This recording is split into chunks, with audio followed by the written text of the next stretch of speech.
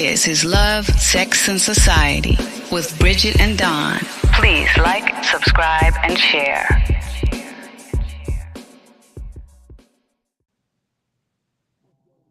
Everybody, welcome back to Love, Sex, and Society with Bridget and Don.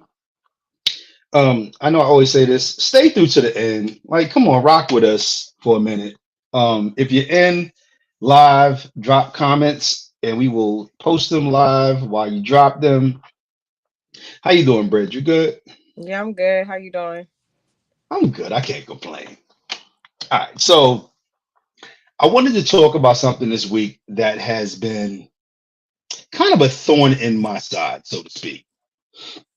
So you have men who are overly masculine, and I'll explain what I mean by that.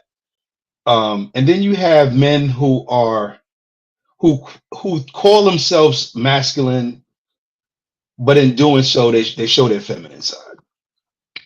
So what I mean by overly masculine, so anybody who knows me knows I won't wear pink. I won't wear it. I don't think it's a masculine color. I won't do it. And it's a running joke with a lot of my friends. Like so much so, one of my good friends, his nickname for me is Pastel because he feels like I won't wear soft colors. And I did some research on that, and I think maybe I'm being overly masculine. Like I'm trying to avoid the feminine side of me by being super masculine. Now, the question I have for you is because you have to deal with men. hmm Have you ever found yourself dealing with a man who tries to exert his masculine side so much that his femininity comes out? Like for example, he's trying to be super masculine, but yet he's whining like a chick. You know what I'm saying? Like, Yeah, absolutely. okay. So how do you, as a woman, how do you deal with that side of the equation? I mean, I think I feel like when it comes to masculinity, I feel like like the act itself speaks louder than having to, louder than words, So I feel like if a man is like trying to, act overly masculine, like on purpose,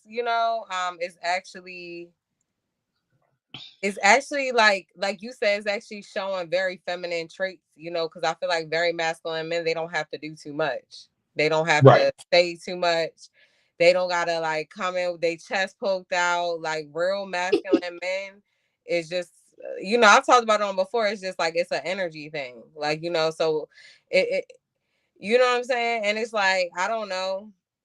I feel like even and this might be hard to say, but I feel like even men with the whole sexuality thing. Not that it's like nothing wrong with men who have a different sexual preference than women, but I feel like the reality is there are some men that hide their sexuality, and I feel like as a woman, I feel like we feel that, so it's like even Mm. the ones that hide it, we feel it, and it's just like a feeling and it's an energy, and sometimes, it's like the loudest person in the room is like, you really got to question those ones, sometimes.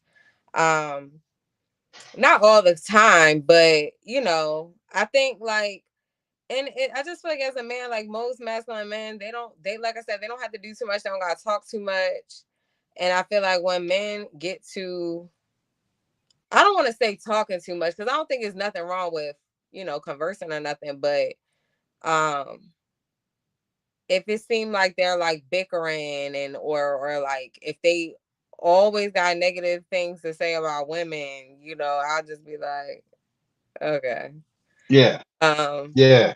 you know, or you can even some men who try too hard is like you can even tell just based on, I feel like even their entitlement. Like some of those men will overtalk you as a woman, um they will cut you off, and it's like I'm more important, and it's almost like they want to try to put themselves on a pedestal. But I feel like real masculine men, number one, I feel like really do respect women, and like it's like they would never compare themselves to a woman. Not to say that it's like a woman is better than a man or vice versa.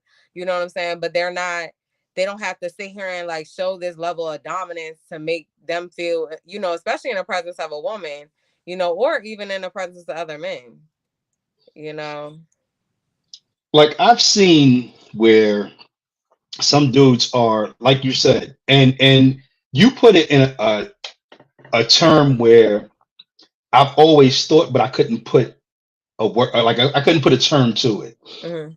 Like when they sit there and try to show that they're more important, they got to show that my manliness is more important than your femininity. Yes. Um, and I've seen that, and I've seen that around certain groups of men, and I'm like, nah, her asserting who she is doesn't minimize who you are. It lets you know that she's also important. Yeah. And I'm cool with like that. To me, I'm cool with that because I think women have been shut down for a very long time. Um, it's only probably within the last probably 20 or 30 years that women have been able to really say, I am woman, hear me roar, like, you know what I'm saying? But they shouldn't have to. They should just say, I'm a woman, respect me because I'm a human being. You know what I'm saying? But I feel like guys that will sit there and go, oh, you don't know what you're talking about because you're a woman, or your viewpoint doesn't matter because I'm more important than you are because I'm a man. Like that type of masculinity to me screams I'm hiding my feminine side. I'm jealous of you for being a woman, basically.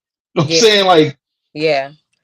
I'm mad because you're a woman and you get to say what you want. Yeah. Like I feel like you can't do that.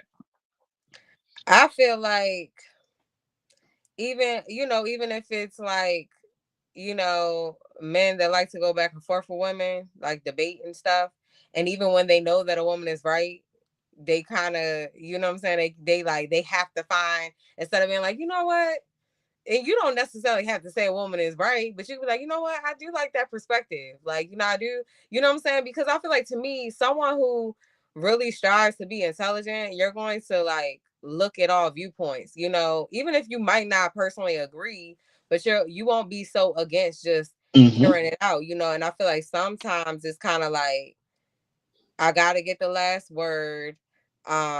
Even when they see that a woman is right, like you don't want to admit to it because you feel like, oh, now she has something over me as a man. Like, she's smart. She might that's not the case, because someone could be educated in one thing, and somebody else could be educated in a whole nother thing. We all specialize in different things, so I feel like we're all supposed to learn from each other. But it's like some men take it to heart when it's like, oh, I'll try to debate about something, and ultimately, in a debate, sometimes it can kind of silence one person, or they be like, dang, you don't have another viewpoint to argue about, and Right. sometimes when they get to that point, it's like, you're right, you can't do it, and that's that pride thing, and then even with the thing of disagreements, I feel like very masculine and mature, emotionally mature men, even in the midst of disagreements, they're still going to remain calm. And you got some men that will try to use their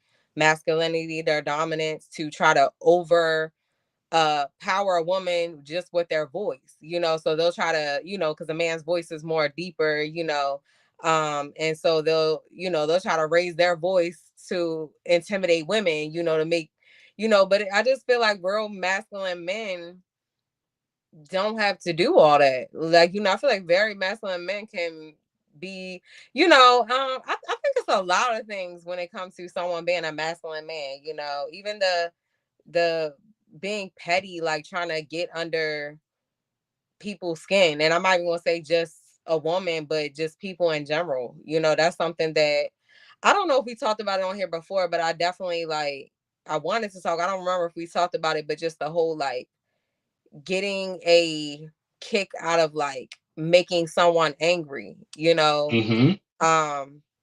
I think that's something that separates, you know, someone, I don't want to just say masculine, but definitely like a mature masculine man, you know.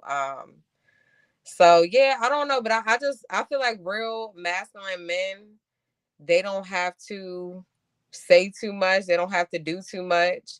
And honestly, I feel like the ones that overly try to do it is because they want this badge of honor or this type of respect. But like I said, I know when it comes to women, I feel like women know a real masculine man when he walk in the room, and so he's just naturally gonna get respect. You know what I'm saying? Yeah. So it's like he don't even have to do half of what you're doing, and what you're doing actually ain't getting you respect. Is actually getting you looked at like you're a clown or something. You know, because it's like you're trying to go out your way to prove that you like bigger than what you are. You know, or just, and I'm not like, another thing too, like, not, it's nothing wrong with being proud of your accomplishments, because I do feel like people should be proud of their accomplishments, but just straight boasting, like, you know, I did this and I did that, and you know, it's just like, I don't know, I don't feel like real masculine men have to do all that, you know. I feel like when a man walks in the room, a masculine man walks in the room, he doesn't have to say I'm a man. You Yeah, see that already. Like yeah. when somebody has to boast themselves as being, I'm a man, you're gonna respect me. Like you said, it diminishes your respect because there's a guy in that room who is not doing all of that, and he is getting all the respect that he deserves without saying a word. Mm-hmm. Um, so I've had my wife who's told me, saying, "Oh, you being too much with the pink thing." I've had a young lady, or I'll call her a young lady, who I very much respect. Um, I respect my wife. Let me back up. I respect my wife and what she says to me. Um, but when somebody comes to me and they say, "Well, you need to do your research on it," I'm like, "Okay, wait, Don. Okay, slow down." Now, all the research I did, I want to go ahead and make this caveat. I still don't want to wear pink. Um, but I understand where it came from in my life, why it came about, and it helps me to understand. Okay, so it's pink is not a feminine color. So let me Mm-mm. go ahead and say that. It actually started out as a masculine color. Um, it was considered light red. It was just a lighter red. In the 40s, 50s era, because the first lady at that time, which I can't remember who it was, might have been Eisenhower's wife or whatever, I don't know. Can't remember. She wore a lot of pink. So men at that time equated pink to women. And that's where the women wear pink, men wear blue. Mm-hmm. Um, so my dad grew up in that era. My dad was born in 49. So my dad grew up in the era where men wore blue, women wore pink. Mm-hmm. That's what he instilled in me. And I just never changed my viewpoint on that. So, like, Yeah. when in New York, everybody from uptown, like Fat Joe and what the hell is his name? Uh, Dipset and all of them was wearing pink. I was like, nah, that's my dad told me that's not what you do. You know what I'm saying? Yeah. Like, men wore blue, women wore pink. That was it. So, and this is going to lead into some of the things that we're going to talk about later on, because there's certain things that you're taught generationally Mm-hmm. that you're like, okay, well, that must be it. Like, if I was taught this way by my parents Yeah. are right and everybody else is wrong. Yeah. I think when it comes to things like that, I do feel like some of those things was taught, just like we talked about. I think it was like 2 episodes ago where we talked about, like, even some people like, oh, boys can't play with dolls because um or he gonna be gay. And um I mean, I feel like there was even a time in history that it's like women did not dress like we dress now. Women was not wearing men's shorts and calling them jorts. Women were only allowed, or they were only supposed to go out in a dress, and it Hmm. wasn't even pants and stuff, where you got women. I'm one of them. I go straight to the men's department, give me a graphic t-shirt, cut it up, you know. So I do feel like there were things that we were taught that it's like you said, it's not necessarily correct, you know. And where it's like, it's some of our great grandparents, like one of my some of my great grandparents was maybe alive, they might not agree with how women dress now. You know what I'm saying? They may Yeah, be like, why y'all trying to look like boys? Like, why are y'all wearing men's clothes? But it's a part of, like, not really caring. So I think it's really a difference between someone who was taught that and someone who's like overly trying to prove that they're not, oh, I'm not gay, so I ain't yeah, wearing pink. You know what I'm saying? Um, and so, like, if it's like you were taught that, then it's like it's understandable, and it might just be a preference thing, like up until recently, I didn't really care for the color red. Like, I don't really care for the color red, but then all of a sudden I just fell in love with red again. Like, so it could just be a preference thing, but that's also like even if you want to talk about, like, some men that are, like, homosexual or whatever, right? I feel like real masculine men, they could be friends with them.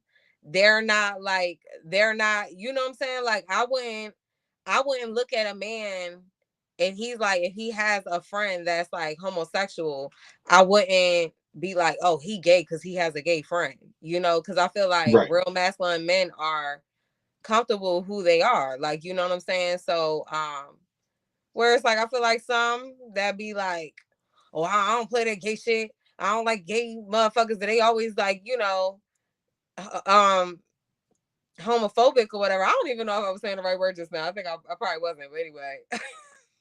Nah, you was spot on with that one. Okay, okay.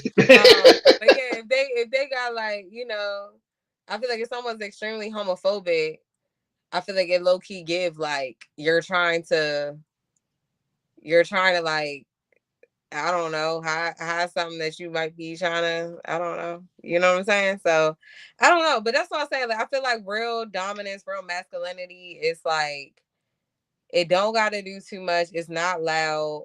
Um, it doesn't need attention. It wouldn't automatically try to compete with women. You know what I'm saying? Because just like I said, I feel like any man who compares their self and their struggles to women, you lacking a little masculinity. I don't care what nobody. Yeah, Because yeah, y'all will never fucking be women. That's the thing. And we will never be y'all. You know what I'm saying? It's things that y'all can do that we might struggle at. Like, you know what I'm saying? But I just feel like when a man is consistently, like, comparing his life and things with women, it gives the whole opposite. You know what I'm yeah. saying? I look at some dudes who say things like, "Oh, she has to obey me because I'm a man." No, she don't have to do shit. You know what I'm saying? She only has to live and die. Like, that's it.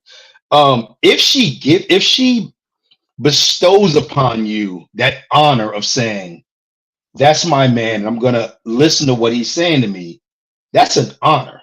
Yeah. That's not automatic. It is not mandatory.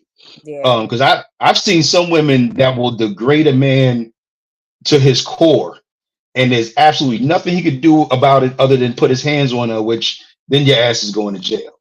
You know what I'm Yeah. saying? Like, a woman gives you the honor Mhm. of saying, you know what, you're my man. I'm gonna listen to what you're saying to me. I'm gonna respect what you're saying to me. Yeah. But it's not mandatory and it's not automatic. A woman has to see that masculinity in you, Yeah. not hear it. They got to see it in you to say, you know what? I'm gonna submit myself to him because I choose to, not Yeah. because I have to. Right. Um, and I've seen dudes that press upon the oh, you gonna listen to me, or if you don't listen to me, that means you don't respect me. No, she can still respect you. She just respects you less because you sitting there saying you got to do it because I Right. said so. Yeah. Um, I like, feel like, sorry, go ahead. go ahead. No, no, go ahead. I feel like some men who try to portray like they're more masculine,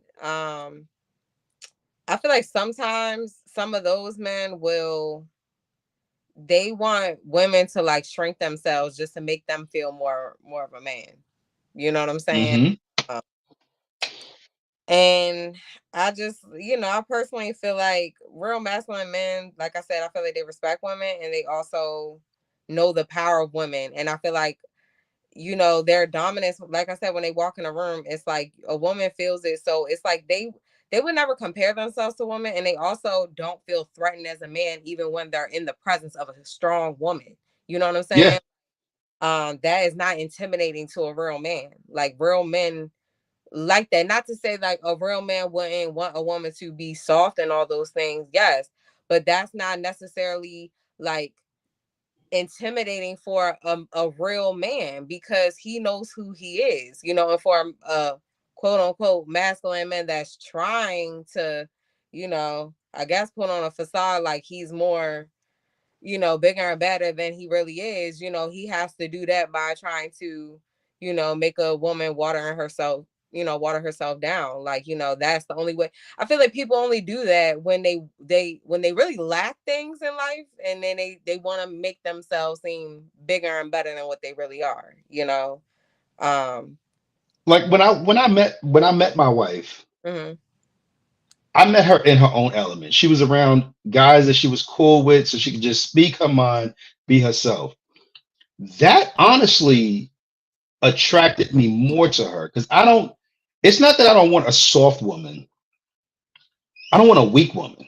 mhm, Because if I'm messing up, I would rather a woman say, "Look, we need to talk because you're messing up," as opposed to let me mess over her.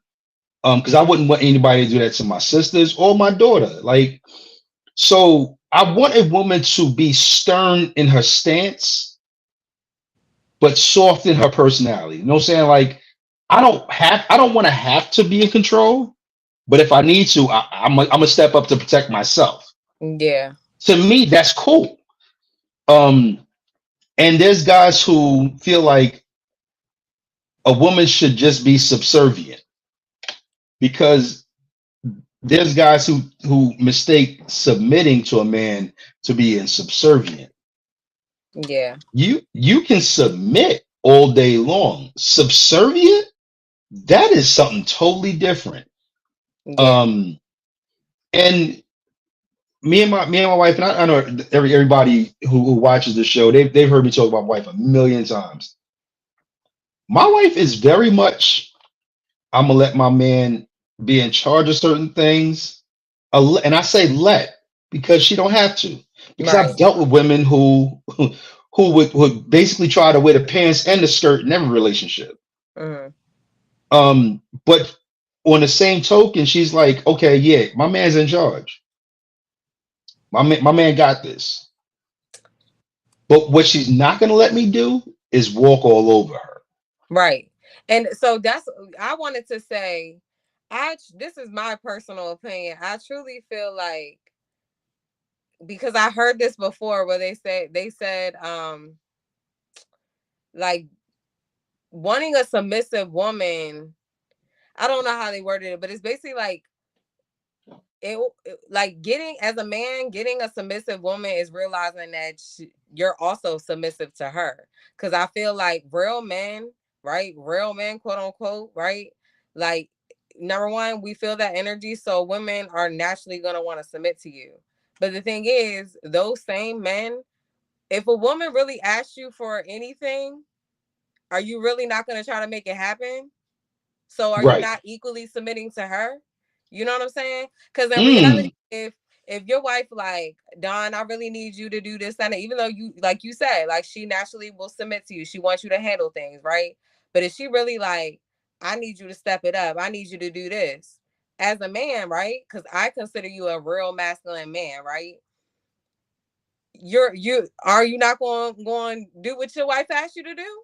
To the edge of the earth. Exactly. Um, So I just feel like naturally, like wanting a submissive woman, it also requires you to be a submissive man, you know, and real mm. men will submit to their wives and to women because they know like they have a good woman. You know what I'm saying? Because if that was the case, they wouldn't be in that protective, providing. You know, they wouldn't be in that mode when it comes to that woman. So it's like I'm gonna do what I have to do as a man, but I'm also gonna do what she needs of me. You know what I'm saying? So Hmm. it's like equally like she wants to make your life easier and she trusts your lead, but also when she feels the time, she speaks up and you're gonna trust her judgment as well, you know? Yeah. Because I feel like you're not a real man if you're not naturally like that. If you look at it like one side, like, oh, well, I provide and my woman has to do everything that I say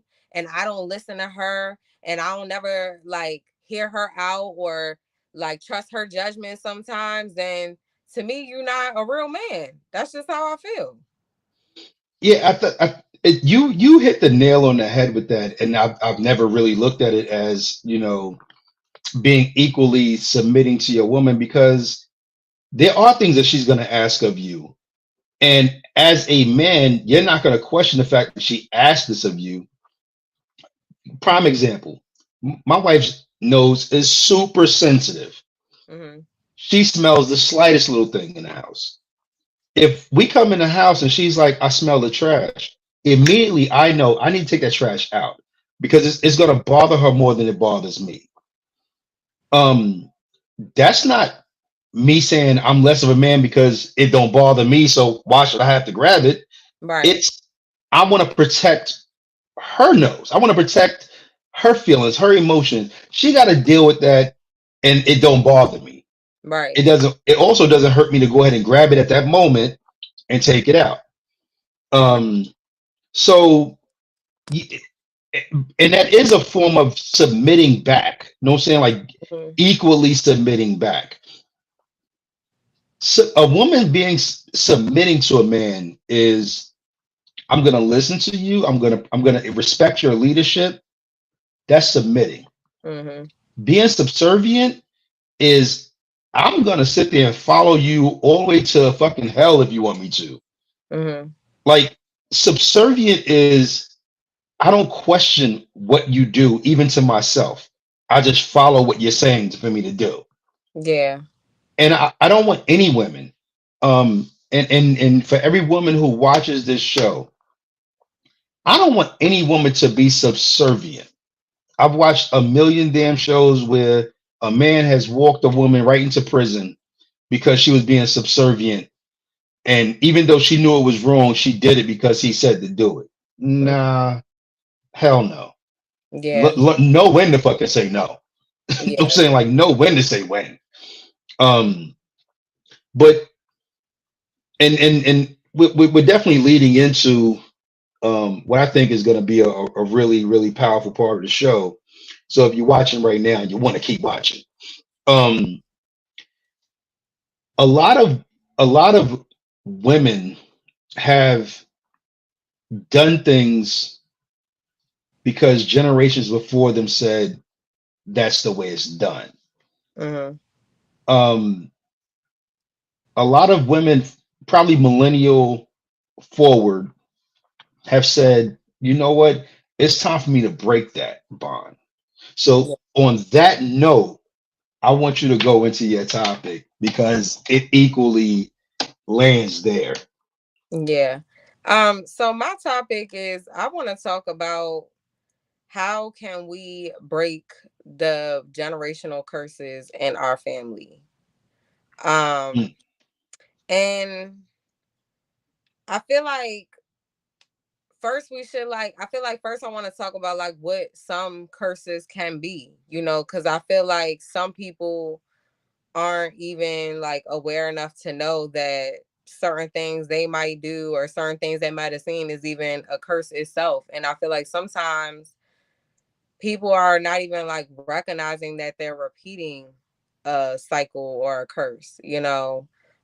So like I want to ask you first, like what are some, especially within like the Black community. I mean, it can affect like any community, but especially within the Black community, because of course we would know. And I do feel like we have certain things in our community that affect us differently than other communities. So what are some what are some curses, some generational curses that we in the Black community have? So I'm gonna touch on this one first because I know we wanted to make July about financial empowerment.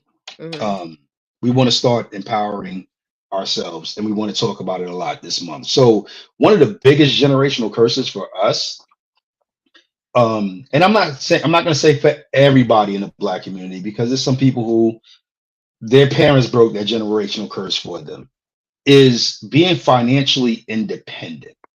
Um, a lot of us think I have to punch a clock if I'm going to make money. Instead of saying, you know what, there may be a point in my life when I want to do for myself. Like, for example, you know what I'm saying? You may have broken a generational curse just by starting your own business and being successful at it. Hmm. Um, the generations before us, they felt like I can't do it because I've been told I can't do it. But when you look at and it probably started Gen X with some, but definitely millennials and after, they're like, I don't want to punch nobody else's clock. I Hmm. want to work for myself. I want to be self-employed. Um, some of them with the misconception that it's going to automatically create freedom. Like if I work for myself, I can take off when I want to. You know for a fact that's not quite the way it works. Because Yeah. if you take off, there's no sick day. If you take off, you don't get paid. Um, but still, even with that being in mind, I think one of the biggest things is our financial independence. We Hmm. started breaking that probably Gen X, millennials took off with it, and Gen Z is like, yeah, it's possible that I can actually start my own. I Hmm. can do it for myself. So that's one thing. Um, Another generational curse is I have to have someone over me, whether it be a man or a job. If someone's not telling me what to do, I'm not going to do it. Um, that generational curse has started being broken, and it probably was, yeah, no, yeah, that's definitely Gen X and later. We never knew, or not we, our parents never used the term, I am a motivated self starter. They never used that term. Yeah. That's something that we put on our resumes from Gen X forward. I'm a motivated self starter. I don't need you to tell me I need to start. I know what my job is. I'm going to do it. I'm going to do it to the best of my ability. Hmm. Um, so that was a generational curse already being broken because prior, our grandparents, and for some of us, our parents, they would go to work and they'd be like, okay, what you need me to do today, boss? The same thing I needed you to do yesterday. Like, just come in and do it. Right. Gen X forward, we was like, okay, we come in, we get to work, we start working. Yeah. So that's definitely a generational curse. Women feeling like they need a man to survive, that started being broken probably. Uh, I guess your mom would probably be around Gen X. Mm-hmm. So yeah, probably about Gen X. We don't need a man. Well, not we. Women don't need a man. Mm-hmm. They desire to have a man. They want a man around, but you women do pretty damn well either way. Like Yeah. they just pretty much do. Like they don't need it. Mm-hmm. They like it. It's cool to have somebody to cuddle with and watch TV, but I'm still gonna make my money. I'm gonna still do my thing. Um, so those are a few, but and I know you probably gonna touch a lot deeper. But what generational curses do you think that we need to break from our parents or our parents' parents? Um. So I think. So I do feel like I do want to speak on some of the things you spoke on, like the independence. Because I want to say not the baby boomers, because that would be your parents, right? Hmm. So the generation before the baby boomers, I don't know what they were called. Yeah, I don't even know what the hell they were called. They were just people. That generation, especially within the Black community, they actually did own businesses. But I do feel like it was a lot of things that took out some of their businesses. It could have been, it could have been addiction and things like that. I could say that within my family. That generation were entrepreneurs. I'm not really sure when the Tulsa thing happened, the Black Wall Street thing happened, but a lot of those people who would be your parents, your grand, is it your great Yeah, I grandparents? would think it would be my grandparents. I think Tulsa was probably about my grandparents. Yeah. Yeah, so it's your grandparents. So that generation, a lot of them actually did own their own businesses. Hmm. But it was like a lot of them lost their businesses due to, I feel like the white community not liking Black people being independent, because it's like who's Yeah. gonna work in our factories and stuff like that, and then also like, uh I would say like addiction with alcohol and things like that. I could say that within my family. So I would say like not being financially stable. Um, I would definitely say unhealthy relationships, but I personally do see where it's a generational thing regardless of like, so basically like I feel like it goes like this, like before, the feminist movement, before women had like their own rights and equal pay and all those things, you got some of our, maybe your grandparents or your great grandparents that was like stay at home wives, and they were forced to tolerate abuse and all that stuff, right? So then those women, because they couldn't get out those situations, I feel like a lot of them taught their daughters to be independent, right? So that was like your Hmm. generation, and Gen X, and then of course they taught the millennial women, right? Um, so they didn't necessarily, I don't feel like they necessarily taught us like how to be wise. We talked about that on here, right? Hmm. So it's like they didn't really teach us nothing but to be independent, but they also did not teach us what some of us what to and to not tolerate from a man. So, right?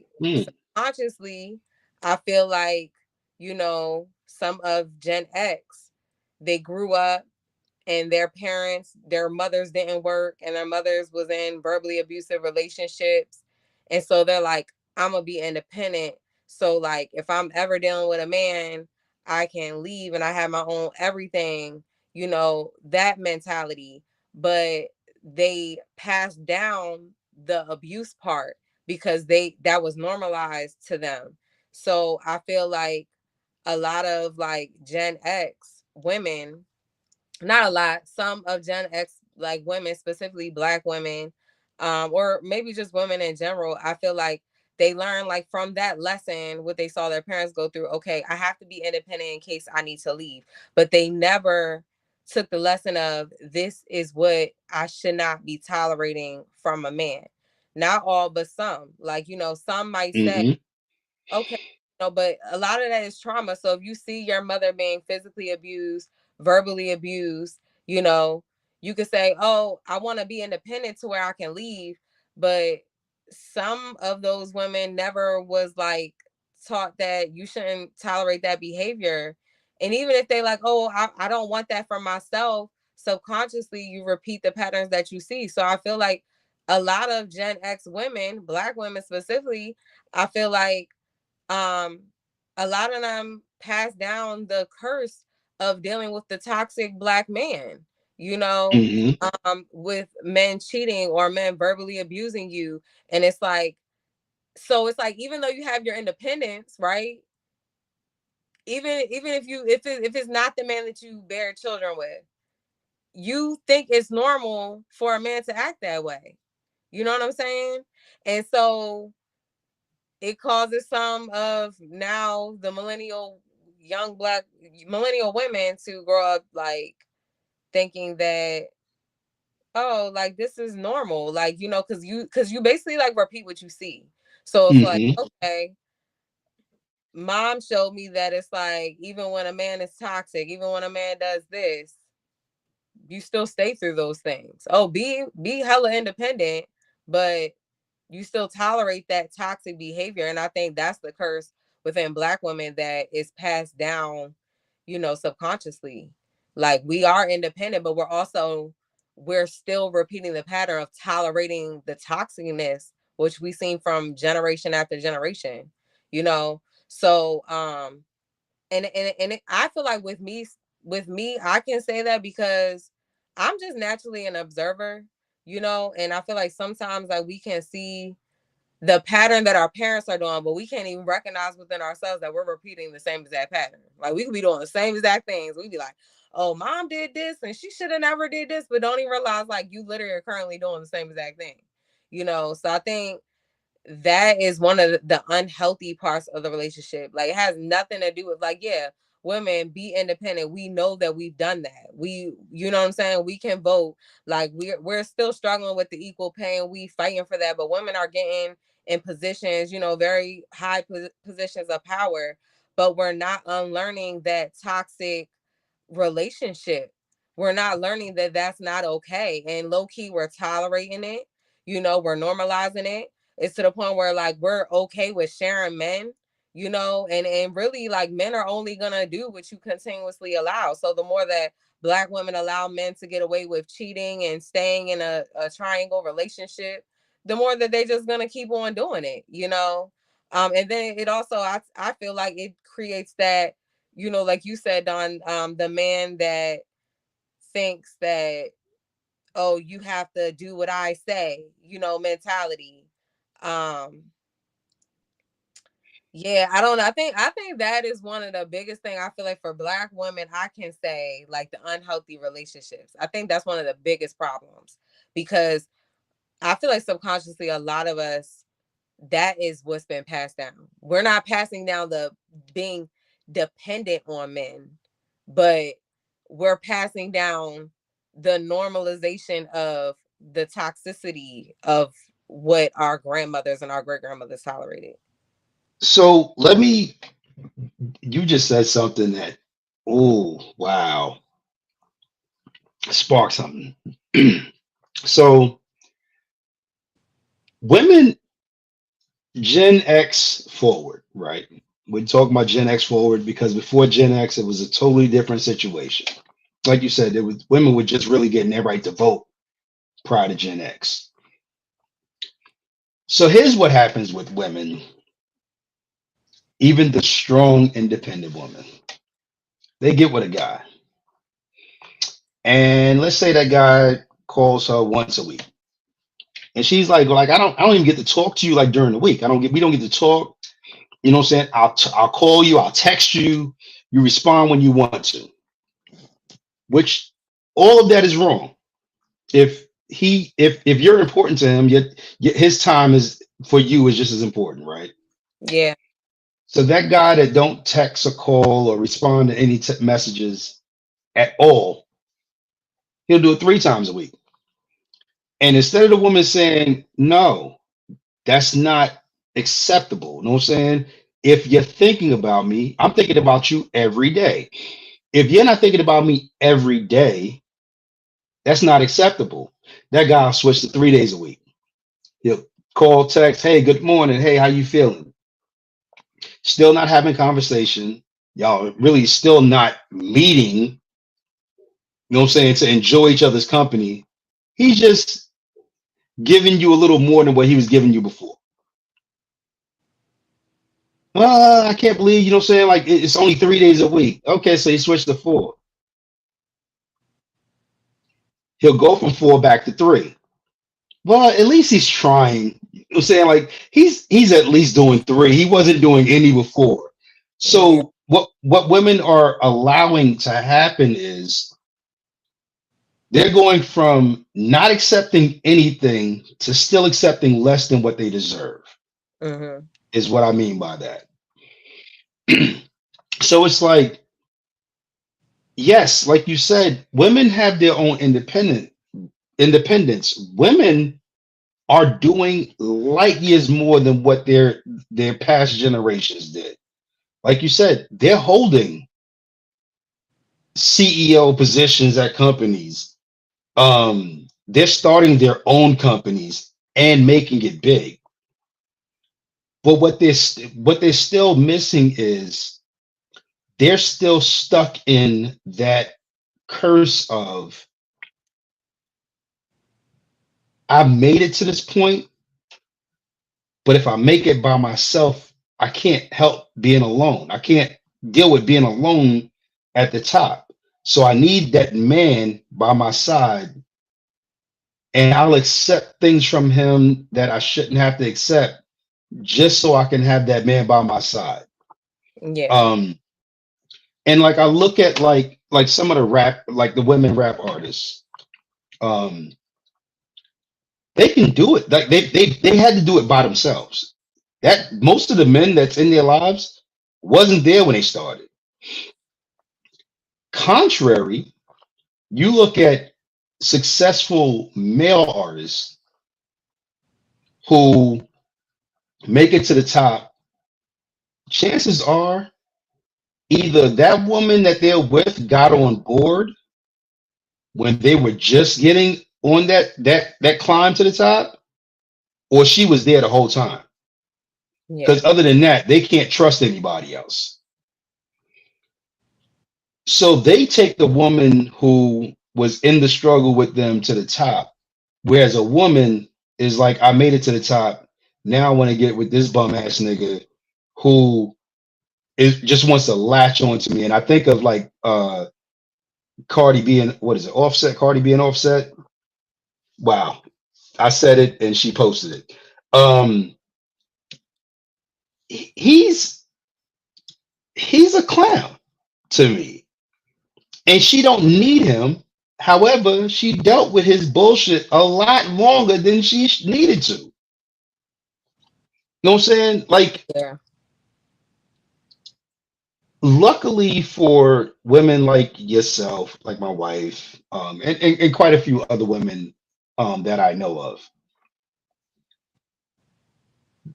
their fuse for dealing with bullshit is real short. Like, it's like, okay, you know what I'm saying? I'll give you a half an inch, but I'm not giving you more than that. You know what I'm saying? There's Mm. certain things that I expect and I appreciate out of a man. And if you can't be that, I'd rather be by my damn self. Yeah, but I feel like my biggest thing though, right? It's like when we talk about these curses and the patterns, it's also like recognizing the patterns. You know, like even Hmm. if you want to speak on their situation, and I love Cardi down, I'm not gonna lie, but it's like not doing the inner work caused her to get in a similar situation with another offset. You know what I'm saying? So and the Mm. thing about it is, it's like, and I can't really use her as an example because I don't know her upbringing. I really don't know. I don't know if her parents are still together. I didn't grow up in their household, so I don't know if there was any verbal abuse, mental abuse, or none of that. But I think like, yeah, I think you got some women that it's like they built this independence, and it's like, oh, but I want someone to share with, but also it's like anybody who is willing to turn AI to, obvious red flags or obvious disrespect, you have some type of trauma, Yeah. and the reason why you're doing what you're doing. And I think when we talk about curses, I feel like it, and I want to, I want us to talk about how to break the curses. I think breaking the curses takes you to do, like, to observe. You have to observe. I feel like you have to self-reflect. You have to dig to the root, just like I can say, like, with the things, like with the unhealthy relationship patterns, I feel like, yeah, our grandmothers, great grandmothers, they're like, no, y'all women need to learn how to be independent, so when y'all ready to leave, y'all can leave. But you never told us this, even though you were witness to this, me tolerating this toxic behavior, and it was only because I couldn't get out. That doesn't mean that you take this on and normalize that for your life. That's what was not taught. So I feel like Right. low key it was passed down to Gen X in some of our situations, not all, and then Gen X. Okay, so my mother taught me, from what I took from that relationship, my mother and my father. My mother taught me to be independent, but again, my mother never taught me that this is, the only reason why she couldn't get out was because of this behavior. So you're taking the behavior and you're thinking that's normal. So regardless, now I have the independence, but now I want to normalize this toxic behavior, this verbal abuse, this physical abuse. And then you show that to your daughters, and now your daughters, and the only thing you taught out of that situation, you taught your daughters, hey, be independent so you can make it out if you have to make it out. But you never taught your daughters that you don't tolerate this type of man, you don't tolerate this type of behavior. And a lot of times, because they can't even recognize that they have that toxic relationship has been passed down to that generation. A lot of times, like, people can't recognize it if you're not self-reflecting. So if a mother can't recognize that, why the hell am I dealing with this guy? He's verbally abusive. Why am I dealing with this guy? Like, he does all of these toxic things, and saying, you know what? I'm not doing this. I'm not tolerating this type of man. If I bring any man around my kids, my daughter, my son, whatever, because men, it matters too, Mm-hmm.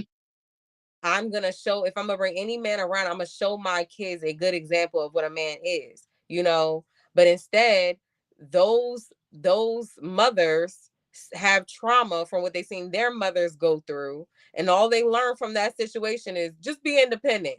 But you never learn that you don't deal with that type of man. So it's being passed down from one generation to the next. Where I feel like millennials, I feel like some of us, not all of us, because it's like, the trauma, the generational curse gets passed down. So you find some people that fall victim to those same curses. So if addiction running your family, you got some that might turn into addicts themselves, and you got some that is dedicated to, like, changing my life, and I'm never gonna be what my mother was or my father was, or whatever the case may be, you know um but a lot of times I feel like, a lot of, when the curses is passed down, and the people that are repeating the curses, repeating the patterns, they're not going to recognize that they're even repeating it. So they're Mm-hmm. they're currently doing the toxic thing, and you're showing your kid the very toxic thing that you're supposed to stop. And I think that's what separates people who break those generational curses, people who take the time to sit back and observe, and take the time to self-reflect, and not just saying, like, oh, I know better, but actually doing better. Because I think it's a difference between, like, oh, I know that I seen this growing up, and I know I should never tolerate this, but are you actually doing that? It's a whole difference between, like, recognizing and actually really applying it to your life. People can sit here and recognize those patterns all day long, but it's like, are you really, like, okay, like, I could sit here and be like, oh, I recognize all these red flags as a man, but am I really applying it when a man come in my face and play with me? Like, you know what I'm saying? Like, am I giving him grace, the same grace that my mother and my grandmother or whoever else wanted to tolerate from men? You know? So I think with the curses, it requires, like, you know, not just to recognize it, but a lot, like, I feel like with trauma, and like we talk about mental health, like a lot of times when people struggling with their mental health, some people are not self-aware to know that. So a lot of times when people are making decisions off of trauma, they also can't recognize that, you know. Um, but I think some other things is like just like avoiding like your health. I could say that in Yeah. the Black community. I feel like you know, that shit goes all the way back to slavery, you know, because we was just given the scraps of the fucking pig, you know. So a lot of us was taught eat what you can, very unhealthy eating habits, and then it's like, you know, we, you know, as Black people, we always going to season something up to turn into like we love it now, you know.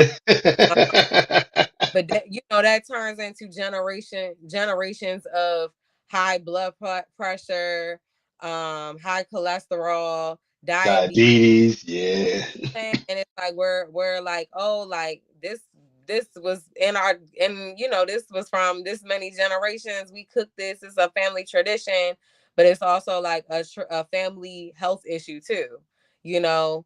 So I think those are things that are like curses and stuff. Um, but yeah, I think like even the growing up in a one parent household, you know, that is a curse, you know. Because again, right, it's like it's statistics when you grow up in a fatherless, motherless household, you know. Um, but it's like, are you unlearning those patterns and that trauma to where not are you recognizing it, but you're making sure like you're vetting out like the type of person that's not gonna repeat these same cycles. You know what I'm saying? I don't know, like, cause I feel like even with the abandonment issues, right? Like, all right, you grow up somebody, your dad's not around, or your mother's not around, right? Either one, men and women, right? We both we so a lot of us got mommy and daddy issues, like, you know, one, and some people didn't have both, so that's worse, right? Right. Some people was raised by their grandparents and they had two very toxic parents. But honestly, I ain't gonna lie. I feel like in some of the cases, if you have one absent parent, the other one low key got some fucking trauma too. Because why the fuck they choose that person as your parent? But whatever. Um, you know. So, but I think like the growing up with the absent parent, that easily can make you have abandonment issues. And then Mhm. like when you have abandonment issues, you a lot of the times have very bad attachment styles, you know. So if you're grew up in a house where it's one parent, you have those abandonment issues. Now when you get someone in your life, and even when they are being toxic, you don't want them to leave because it's like, don't leave me, everybody left me, like, no, you know what I'm saying? So um I think, yeah, like I don't know what other, it's like I can think of a million fucking curses and stuff. What other curses you got, Don? And what do you think like are the effects of those curses, and how do you go about breaking them? So one of the things you talked about was like when um a woman is taught her independence, but at the same time taught to be codependent in a sense. Mm-hmm. I remember I dated a young lady when I was probably in my late teens, late teens. And I was a shithead. I'm not gonna candy coat that shit. And I remember her mother telling her, "Oh, you should stay." Like she didn't want to stay with me, and that was fine. You know, she knew I was in the street, but her mother said you should stay with him because he's still better than your father. Now, at the time, I took that as a badge of fucking honor. I was like, "Yeah, you should stay with me. I'm still better than your dad." Mm-hmm. But growing up and looking back, I'm like, why would her mother tell her that? Her mother knew what I was about. I was in the street. I was a hood dude. And for her to say, he's better than your father, and her father was in the home. Mm-hmm. What she meant by I was better than her father was going back to that masculinity. I showed up as a man. and her father was weak. Mm-hmm. So her mother felt like you should stay with him because he's a man's man, as opposed to your weak ass father. Yeah. And she stayed until I broke up with her, basically. But like that right there, and I talked to the same young lady. I talked to her probably about 5 6 years ago, and every dude that she dealt with after me, she dealt with the same shit over and over again. Baby father after baby father, dealing with the same bullshit. Luckily, she didn't have no kids by me. Well, luckily for me, she didn't have no kids by me. But she dealt with the same thing year after year, man after man, because she was always told that as long as he's a good provider and he's a man, like he's a man's man, that's enough for you to stay around. Yeah. And she would stay around until she got pregnant by him, and then she found out who they really was, and the dude would leave her, and then she on to the next dude to get her pregnant. Yeah. So like when you said that, it was just like, wow, like back then I didn't think about it, but even when I was in my late teens, early 20s, I knew there were certain things that I didn't want a woman to allow for me to do, Mm-hmm. if that makes any sense. Like, yes, I'm gonna be a shithead because that's who I was back then, but I didn't want to be with a woman who would allow me to do that. Mm-hmm. Like, I wanted a woman who could stand on her own two and go, no, this is not what you're gonna do with me. You can do whatever you want with anybody else, but with me, you're gonna be this. And those are the women who I had the longer term relationships with and had children with, um, because I didn't want a woman to be so naive, Mm-hmm. so to speak, that if you fit this parameter, if you okay, you so you go to work every day and you show up as a man, that everything else that you do is cool. Um, but yeah, so more generational curses, home ownership. Um, Now I know in Baltimore it's probably more children who grew up watching their parents own a home. In New York, that just wasn't everybody. You know what I'm saying? Like we grew up in apartment complexes, 3 4 thousand people in a building. Um, but like when I left New York and I start to see there are more women who own their own homes. Gen X especially, they don't need a man to go buy a home. They stepped up, bought their own home, and if a man happens to come in and make that house a home and make it family like, great. But other than that, they already had that. They did their thing. And I think that more people need to make sure that you realize that home ownership is important.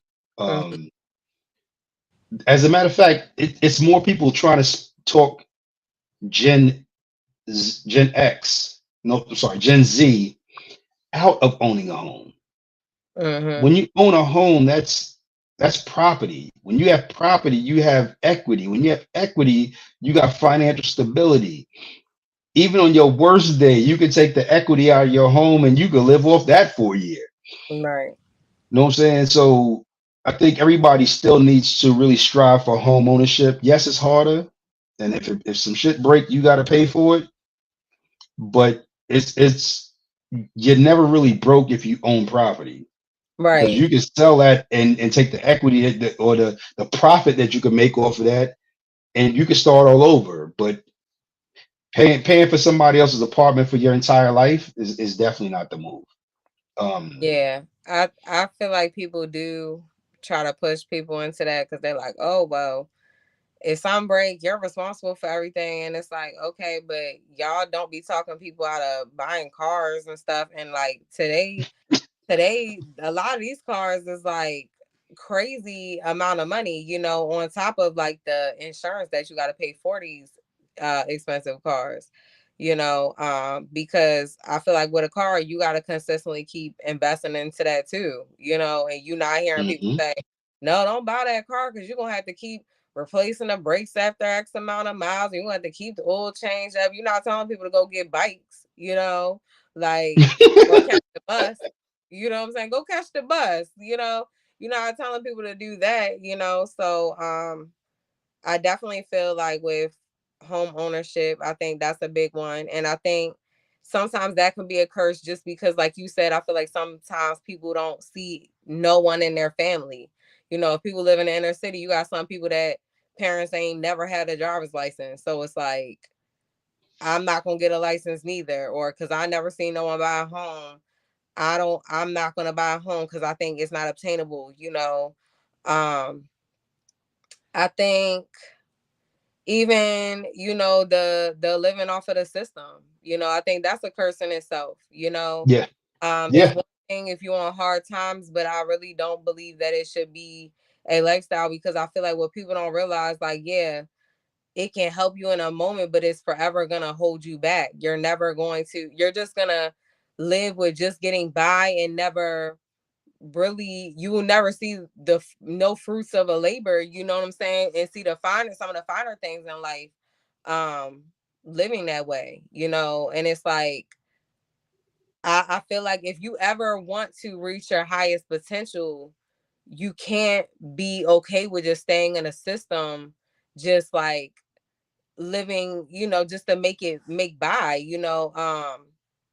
because it really, it's like, oh, okay, like, yeah, like, I'm not gonna work, so it paid for my Section 8, and I get food stamps, and all of this stuff because of that, but you're not gonna be able to buy a house, you're not gonna be able to go on vacation or wherever you want, or buy everything that you want, you know what I'm saying? Because you're just okay with just having the very bare minimum to survive, and I think it's like I feel like that's a curse, it definitely in the Black community, that, it's like sometimes it is passed down, it's Mhm. passed down. It's like, oh, I seen my mom do it, so I'm gonna do it, you know um and it's a repetitive thing. um I think some of, like, where I really believe that the curses really can be broken is, number one, it's gonna take someone, to be observant, become self-aware, recognize the patterns, you know, and really I feel like it's I feel like it's a hard thing, because it's like, if it's one in a family that's the generational curse breaker, yes, therapy, it requires people to do the work, because if you Hmm. refuse to do the work, you will never recognize the patterns, so like I said, I feel like it takes observing, self-reflection, therapy, and then you actively unlearning everything that you was taught, so it's like, if you never set boundaries, you know even in the Black community, I feel like a lot of women was raised to just overgive and never rest, and pour into everybody but themselves.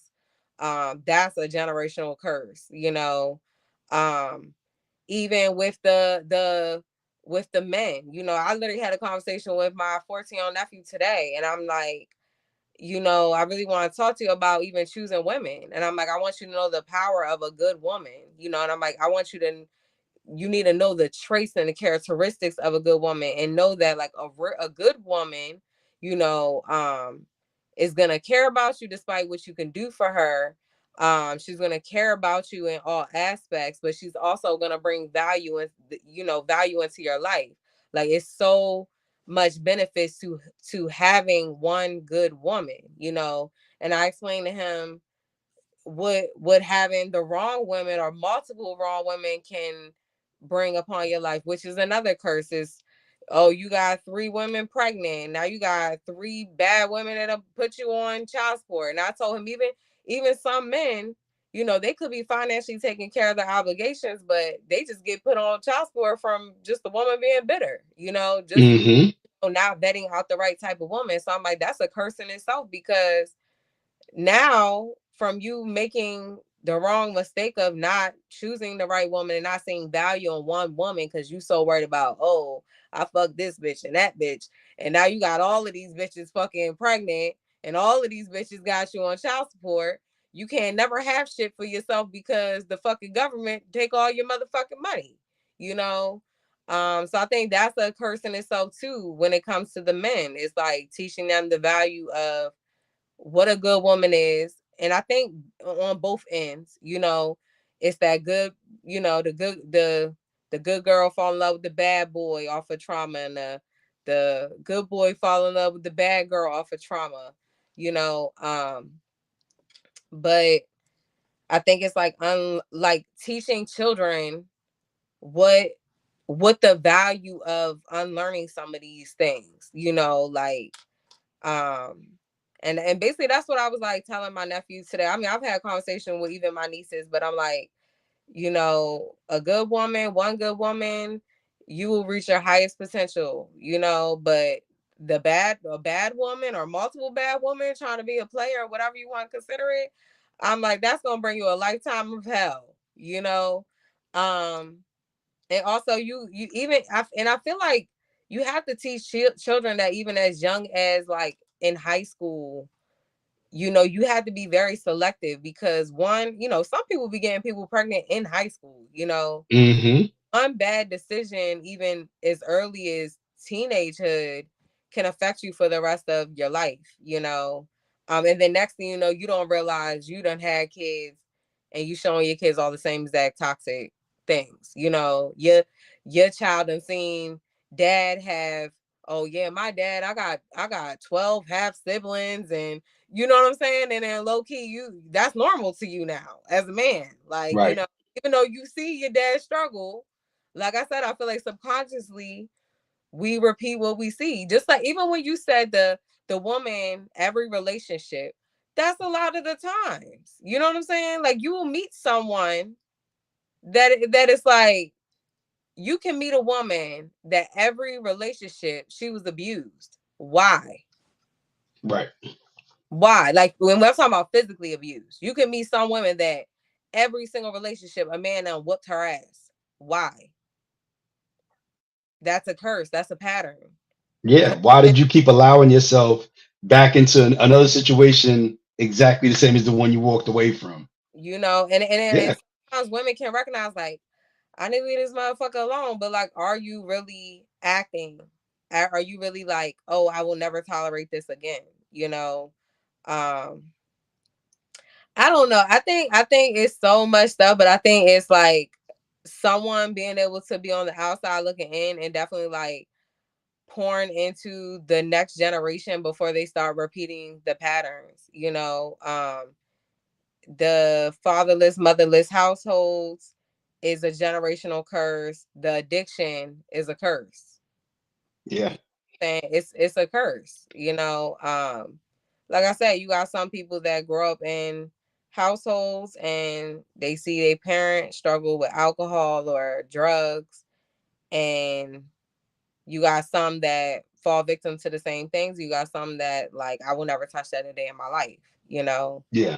But the ones that fall victim to it, a lot of times they pass it down to their kids, and then their kid, you know what I'm saying? Where it's like, you know, it's like it never stops, you know. So I feel like in the family, in the black families, it's gonna take someone to not only like recognize the patterns, but say, I know better, but also I'm going to be the first to stop this, you know. Right.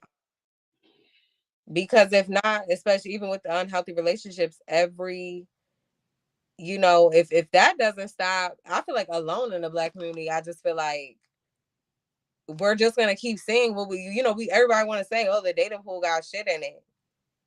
Well, the fuck, it's just gonna be, we gonna be swimming in the sewer at some point. Like, I don't know, you know. Because it's like I said, I feel like subconsciously a lot of us repeat what we see regardless when we recognize the pattern.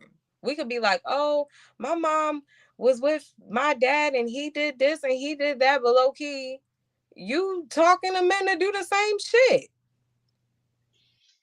Mm-hmm. You know what I'm saying? So, I don't know. I don't know. What else you got, Dawn? So I can't put any cap on what, like, you really summed it up, honestly. And I think we really need to sit down and just have conversations with that next generation that come behind us, so that they don't make the same mistakes. Mm-hmm. And we can't normalize any of what you said. Like, everything that you said, and I'm not gonna try to expand on what you said, because we gonna let that be that, because you always end it that way. But I will say, we need to, like you said, we need to not only tell the next generation behind us, you know, these are certain things you don't do. Don't just don't just take my words. Look at what I went through, so that you don't go through the same things. Like, we have to find a way to educate the next generation how not to continue the same patterns. Just like, what I'm saying, you was telling your nephew, you know, and I wish somebody really sat down and talked to me the way you just talked to him. One bad woman can bring you a lifetime of disaster. Yeah. But when your biggest thing is, I'm trying to smash 4 or 5 women, imagine 4 or 5 bad women and the lifetime of disaster that you have to deal with. Right. Um, so I think what you said about speaking to your nephew, who's, the younger opposite sex, you know what I'm saying? Like, he's going to receive it more from you, because you're telling him from a good woman standpoint, here's what you don't do, here's what you don't want. Mm-hmm. Um, because when I was coming up, like, the guys that was older than me, even my dad, go out there and get him. You know what I'm saying? Like, go have sex, go do your thing. But nobody said to me, yo, if you do this, these are some of the ramifications that might come from it. Yeah. You know what I'm saying? Nobody said to me, yo, if you get one knocked up, you know what I'm saying? That's 17% of your income Mm-hmm. gone every 2 weeks. Yep. And imagine if you multiply that 4 times. You know what I'm saying? Like, nobody ever broke it down to me like that. Everybody was just like, you know what I'm saying? Oh, you got to go out there and fuck them. You know what I'm saying? Go have sex with as many as you can. Yeah, some of them said, you know what I'm saying, put a condom on. Some of them didn't give a shit one way or the other. But what they never told me was, don't go out there and have multiple kids by multiple women, because for every woman that has a child by you and y'all are not living in the same household, that is 17% of your income Yeah. gone for 18 years. Right. Let's say But you only did one. mm, 17% times 18 years. yeah. But see, like that, I think that's a whole curse in itself too, because it's like you notice what you even just said, what you said, what I just did, right? It's like, okay, they might say, hey, like for the women, hey, be independent in case you gotta leave, right? But you're Hmm. not saying why. As a man, hey, you might want to not deal with these women, but you're not saying why they shouldn't deal with these type of women. So low key Hmm. even with kids, right? A lot of times, if you tell them don't touch the stove, but you don't tell them why, they can be like, well, let me just see what that motherfucker feel like. You know what I'm saying? So that I think that's a fucking curse in itself too. It's not really breaking down why you don't do these things or why you should be independent.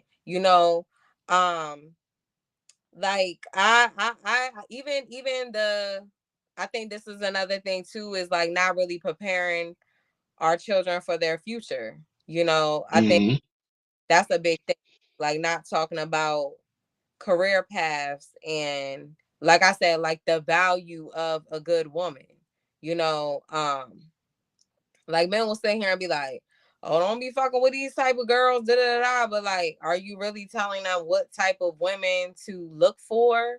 You know, and what good things come with a good woman. You can't sit here and just be like, oh, uh women is gold diggers and they this and they that. I feel like when it comes to anything, you gotta tell kids the good and the bad, you know. So Hmm. if you never, like, as a man, if you never speak of women in a positive light, they just like, oh, okay, you're low key not teaching them no lesson. Because if you're saying here like, oh, don't be fucking around and doing this and doing that or whatever, but you're not telling them what they should be doing, Yeah. and they're just gonna, all right, well, they ain't telling me what I should be doing, so I'm gonna just go to fucking around. Yeah. Plan You A. you know what I'm saying? So I just like really I was some teach because really the whole conversation with my nephew, I'm like, I really want to help him with his credit. You know, he's 14, and I'm like, I want to put him and my other niece on, like, make them authorized user on my credit card because I want them to like obtain Start good. off with good Yeah, credit. Yeah. that's something that's another curse in the black community. You know, we talked about that before, like putting fucking BG&E and cable bills in your kid's name and fucking your kids' credit up before they even 18 years old, you know. Yep. But like, let's normalize, stop doing that shit and actually getting our shit together. Stop living in our own curses of trauma and addiction and being not being financially stable, and actually unlearning those things and getting our shit together, getting our credit together so that we can become financially stable and pass financial literacy onto the next generation so that they don't have to make the same mistakes, you know. And that was the whole start of me and my nephew's conversation, is that, like, I'm like, you know, that, you know, money ain't everything, but money does make the world go around. And a lot of times, you know, because money makes the world go around, that's where a lot of us fuck ourselves up, because we either don't know how to manage our money, we don't know how to make our money, you know, or we fucking the wrong type of people that fuck our money up, you know, like getting on child support. So it's like, I feel like all of those things was like something that I wanted to talk to him about. Like, he didn't really understand the whole putting them on a credit card. I'm like, do you know what credit is? He really didn't know that. So I was like, I want to put you on my credit card so I can help y'all get y'all credit up. I said, but I also want to sit down with y'all and teach y'all about credit, you know, credit cards, how to manage your finances, things like that. And I'm like, I want to talk to you about career choices, because he don't want to go to college, but I'm like, you need to know what you're about to do, you know, in 4 years. Hmm. I said, because I want the best for you. I want you to be a stand up man. I want you to have a good career. I want you to have a wife and have children, you know. And then that's when I went into the conversation of teaching him the value of having a good woman, you know, and what comes with the hoes and all that shit, you know. And he was, you know, he was actually listening, you know, and I've had a similar conversation with my nieces, you know, of like, all right, if your dad not around like that, you know, it's gonna cause some abandonment issues. So I need you to not need validation from people. Validate yourself. So love yourself, you know, Yeah. because don't anybody give you a lick of attention, you think that this person really fuck with you and love you. And now, you know, even when this person is breaking your fucking heart, you don't want to leave because you anxiously attached to them, you Yeah. know. And so I'm like, and you know, not to take from people who didn't, because I mean, I grew up with my father not around like that, right? But I even told my nephew, I'm like, find a girl that got both her parents in their life, in her life. I'm like, even if they're not together, find a girl that like who her father is in her life. You know, I'm like, when you get in high, because he ready going to high school, I'm like, ask the girl what she want to be when she grow up. Ask her what is her plan. Because I said, because a girl that you could really see a future with, even coming into high school at ninth grade, she has a plan. She knows what she want to do. You know, I Yeah. said, those is the girl. Look for a girl who has a father in her life. Look for a girl who knows what she wants to be. You know, and I basically like explain, once you do those things and you choose from that place, this will set you up to have a healthy life, you know, and a healthy family, and then hopefully break those curses, you Yeah. know.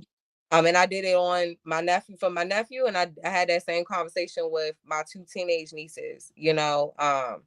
And I basically let them know some of the things they might battle with based on what they already dealing with in their life, you know. And I'm just like, yeah, it's curses, but it's like I know you think this is normal, but it's not. And I'm telling you as kids, it's not normal, you know, and I don't want you to repeat this. Because if you repeat this, your kids are gonna repeat it, and then you as a parent gonna be like, damn, this is where I fucked up at, you know? Yeah. So I definitely feel like with those curses, you know, it takes people to do the work and really set the example, you know what I'm saying? And not just that, but like really, you know, I feel like even us as the Black community, I feel like we need to like pour into these kids, you know, which I feel like some of us are. We're going to therapy. That's stuff that like my parents, my grandparents, they weren't really big into therapy, you know, so I feel like some of them weren't like emotionally available, you know, they were kind of avoidant. Even if some of us bring up like, oh, you hurt my feelings, they just like, they don't give a fuck, you know, they like, I don't know what the fuck to tell you. Yeah, deal with that shit. So, yeah, I don't know. But we ain't gonna keep y'all tonight. Y'all heard it though. And this whole month, for everybody who don't know, this whole month we're talking about some of what we talked about tonight: financial independence, pushing financial independence, credit, all that stuff. We're going to be talking about that this entire month, because I don't think in our Black community we talk about it enough. So, same way we dealt with mental health, we're going to deal with financial health. So stay tuned this entire month. If your money ain't right, let's all get right together, because I'm gonna learn things throughout this month, and I'm hoping that y'all do as well. Tune in every Wednesday. Y'all know where we at. Wow, why did the viewership just shoot up? Y'all missed the whole damn show, but that's okay. Go back and watch it. This is a good one. It's a good show. Yeah. What'd you say? Their season. Oh yes, it is cancer season. Shout out to the cancers. My sister's birthday was yesterday. Shout out to my sister, my little sister. Happy birthday. And then my sister Bridge, my little sister Bridge. I got an older sister Bridge too. My little sister Bridge that don't go and air with me every damn Wednesday. Her birthday coming up. So yes, it is cancer season. You know, it's time for y'all to do y'all thing. Yeah. We'll give y'all your minute. Okay. Then we're gonna move past the cancer. Y'all fucking rain on our parade, okay? All right, y'all need to get y'all a fucking cancer, okay? Yeah, do that. Get you a Cancer or a Taurus or one of them other crazy women, because you know there's some signs, and we gonna have an astrology, because we've been talking about doing astrology too. Yeah. We gonna have that month. We gonna talk about astrology, because you get the right one, they take you to the top. You get the wrong one, shit, it'll bottom out on your ass. Anyway, until next Wednesday, y'all, do us a favor, like, subscribe, share it with somebody who might benefit from the show. Check out the last 3 shows, please. If you don't listen to anything I say, the last 3 shows have been so powerful. So go back, check out the last 3 shows. Even if you just watch a few minutes of it, hopefully you watch the whole, I don't know, one of those shows is like 2 hours. So you might not watch the whole 2 hours, but watch the shows. The last 3 shows have been really powerful. So do that. Go back, check out the shows. But check out next Wednesday. We got more in store. But until then, we going to bed, y'all. It's late. Be easy, folks. Later.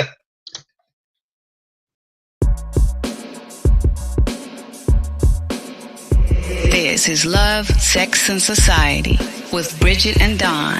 Please like, subscribe, and share.